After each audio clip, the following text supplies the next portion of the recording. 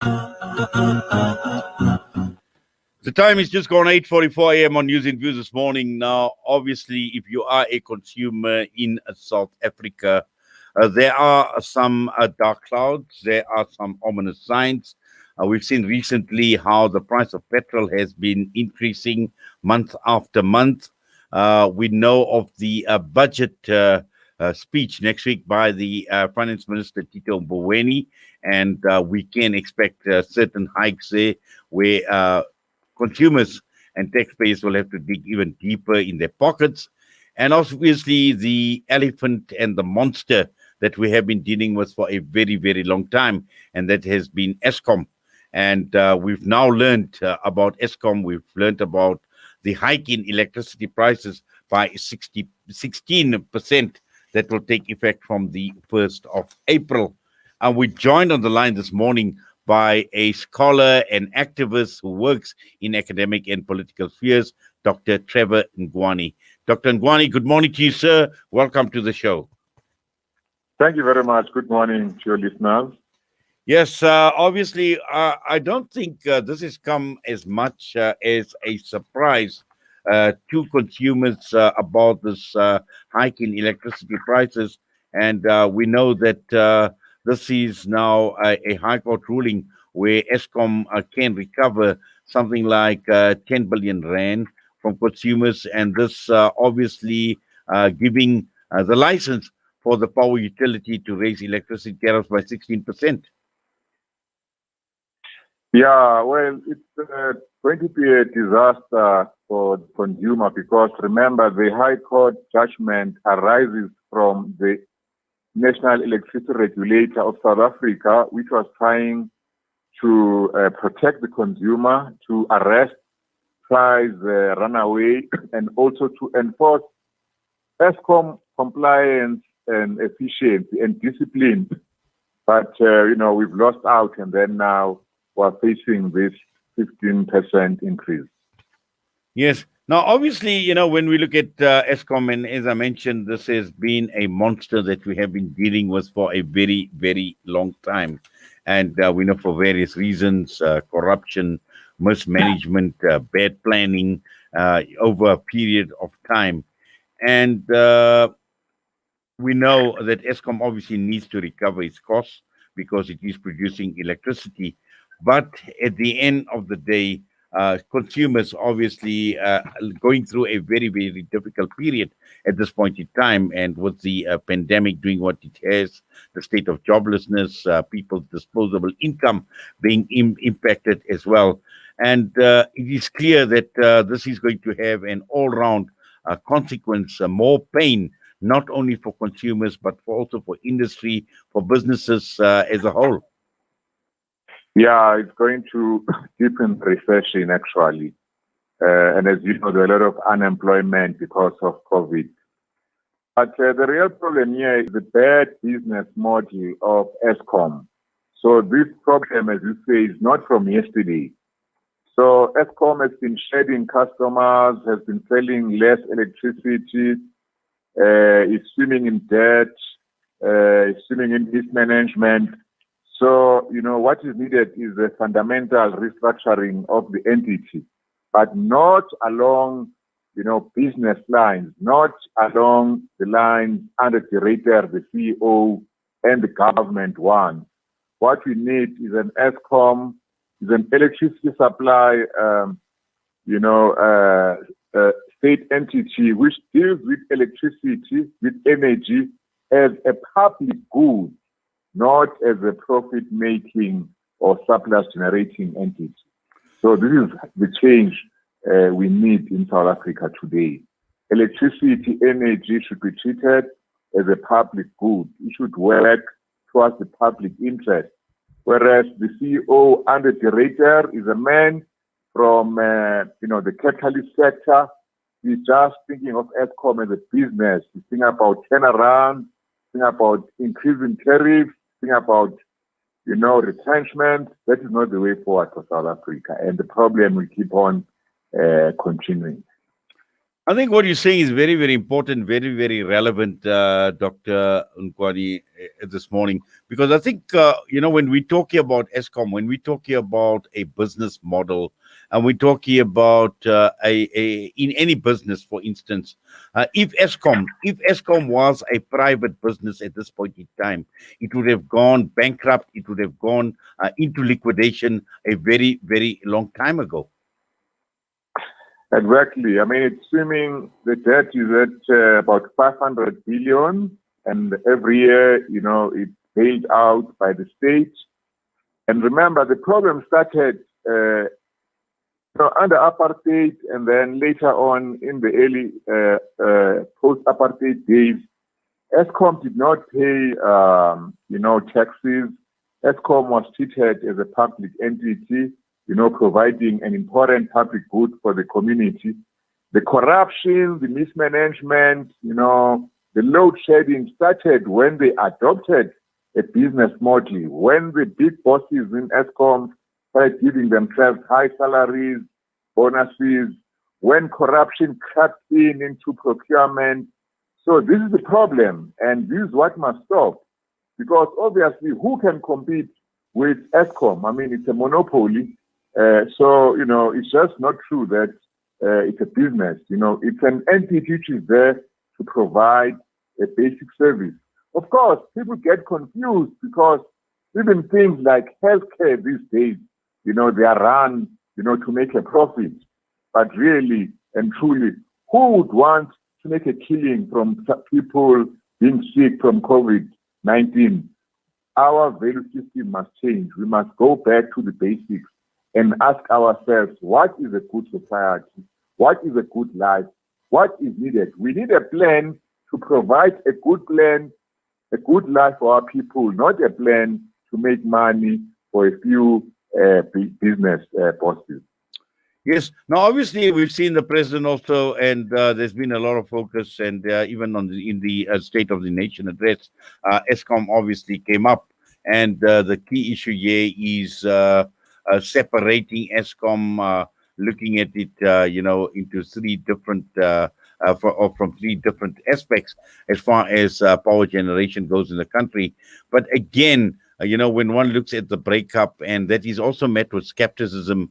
And we've seen the CEO, we've seen Andre de Ruyter speaking about separating world drive competition, and there is still opportunity for other players to get into the market. But yeah, again, there is a lot of skepticism as far as competition to Eskom would go. Who would be competing against Eskom? Who are going to be the big players who will be playing out in this all-important service that the nation needs so badly? Yeah, when you allow the private sector, big business to come into the system, then prices are going to increase again. Because, maybe for the first year, there might be some, price changes, and then there'll be a new monopoly, and then those people, they'll be operating outside of NERSA, and then price will go up. In any case, it doesn't make sense. You can't, call the private sector, for example, to do things like transmission. What are you going to have? You're going to have electricity pylons which belong to this company. You're going to have cables which belong to that other company. It's going to be chaos. Another thing is that when you break it up like that, you are also multiplying, making it top heavy, because now you need directors, you need shareholders, so there will be less coordination, and in the end, the consumer is going to suffer. So it's not the way to go. In any case, the real problem with Eskom is that, the board of directors, even the state, they are not accountable to the people. What we need is democratic, grassroots control of Eskom by communities, by labor organizations, by the users of electricity, so that, Eskom focuses on the job at hand, to keep the lights on, to keep the country running, and not focus on making profit and making the new black bourgeoisie to be rich. Yes. Now, obviously, we know that there is a lot of self-interest that has been driving this entire process at Eskom as well, and even going forward or looking ahead in terms of how the self-interest is likely to play out. And sometimes we wonder, Dr. Trevor Ngwane, that is this by design? Was this actually done purposely to meet, certain other objectives driven by self-interest of a few elite? Yeah, it is by design. I mean, not to be personal, but how did our president become the richest man in Africa, a billionaire? Of course, now, he's separated himself from the businesses, but the richest man in Africa now, or in South Africa, black man, is his brother-in-law, Musipe. So the whole idea was that when we got our freedom, we would not disturb white monopoly capital, would allow Anglo-American to still monopolize the mine. But then the deal was, we'll make a few of your elite, you blacks, to become capitalists, to be rich. And indeed, all the big bourgeoisie are members of the ANC, NEC, Sakima Xozoma, Jeff Khatebe's wife, and all that. So this is part of the plan, to co-opt our leaders, to make a place, in the capitalist table for our leaders, so that they forget about the interests of the poor and snuggle up with the bosses and actually make themselves rich. And the corruption crept in because, white monopoly capital also wants to continue making money. So it was hard for some of these leaders to actually, these new capitalists, black bourgeoisie, to make any money. So they started taking shortcuts. That's why now you have the Guptas. The Guptas, they just said to Jacob Zuma, to Brian Molipe, here is a better way of making money quickly. But it just turned out to be a corrupt way. So this is part of the betrayal of the revolution. It is part of the fundamental problems we have to face in South Africa. What did we fight for? What did the comrades who died? What did the children of 1976 die for? What did the people of Sharpeville die for? And then try and build a country where everyone can benefit and not just a few. So what do we do, Dr. Ngwane? Did we just sit back and just accept what comes our way? Yeah, this is the most important question. Just as we didn't sit back and allow the apartheid regime, to throw us into jail and arrest us and make us carry passes and divide us, Group Areas Act, and ban the Indians from a free state.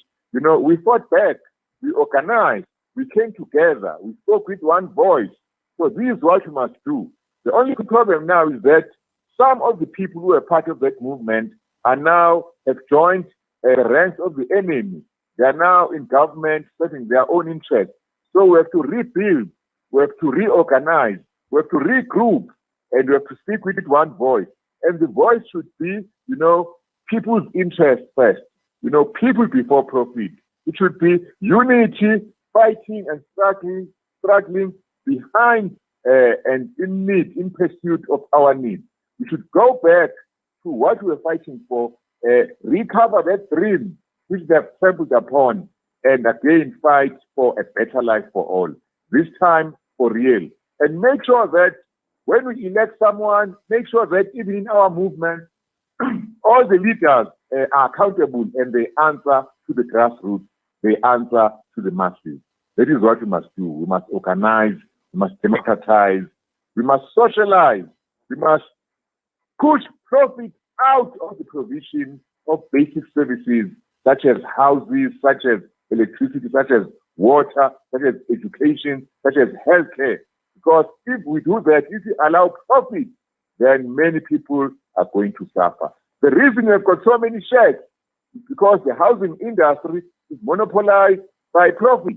It means that when people produce cement, it's not cement to build houses for the people. It's cement to make money for someone. When people build hospitals now, when they produce medicines, even with these vaccines, you'll soon see the people who get the vaccine first are those with medical aid who've got money. That is not wrong. That is morally incorrect. It's politically wrong. It's not what we fought for. We have to have a system where the needs of the masses, the needs of everyone are prioritized. And to do that, we have to force the elite, we have to force big business, we have to force the government to do what is right for the majority of the people. Well, Dr. Trevor Ngwane, I must say it's been an absolute pleasure talking with you this morning, and we thank you. We do appreciate you taking time out talking to us here on News and Views on Salam Media this morning. All the best to you, sir. Thank you very much. I appreciate the opportunity. Dr. Trevor Ngwane, a scholar, activist, and he works in academic and political spheres against the background of electricity prices going up by 16%. Now, before we go for the break, just to remind you that we have